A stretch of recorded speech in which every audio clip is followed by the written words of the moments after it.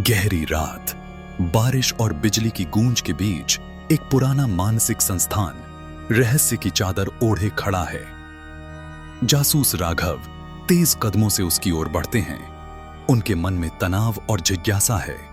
सड़क की ठंडी रोशनी और पानी की बूंदें माहौल को और भी रहस्यमय बना देती हैं। जैसे ही राघव संस्थान के भीतर प्रवेश करते हैं, मरीजों की परछाइयां दीवारों पर अजीब ढंग से थिरकती हैं, जिससे लगता है कि यहां कुछ असामान्य घटने वाला है। राघव बेसमेंट के धुंधले गलियारे में धीरे धीरे आगे बढ़ते हैं। दीवारों पर हल्की छाया और फर्श पर बिखरी पुरानी फाइलें माहौल को असहज बना देती हैं। हर कदम के साथ उसके मन में सवाल गहराते हैं। क्या मरीजों की छाया सचमुच उनसे अलग हो गई है, या यह किसी मानसिक भ्रम का संकेत है? बेसमेंट की खामोशी और रहस्य राघव को सतर्क कर देते हैं, जैसे वह किसी अनदेखे खतरे की आहट महसूस कर रहा हो। एक कमरे में फर्श पर चौक से बना गोल घेरा और उसके केंद्र में गहरा काला दाग दिखाई देता है। यह दृश्य दर्शाता है कि यहां कोई नियंत्रित प्रयोग हुआ था, जिसमें छाया को सीमित करने का प्रयास किया गया। चौक का घेरा सुरक्षा या नियंत्रण का प्रतीक है, जबकि केंद्र का दाग उस प्रक्रिया का परिणाम हो सकता है।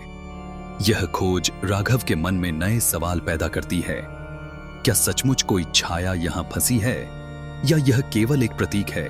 सीसीटीवी रूम में राघव देखता है कि मरीज अपनी ही विलंबित छायाओं से जूझ रहे हैं। उनकी हरकतें और छायाएं मेल नहीं खा रही हैं, जिससे उनकी आत्म जागरूकता प्रभावित हो रही है।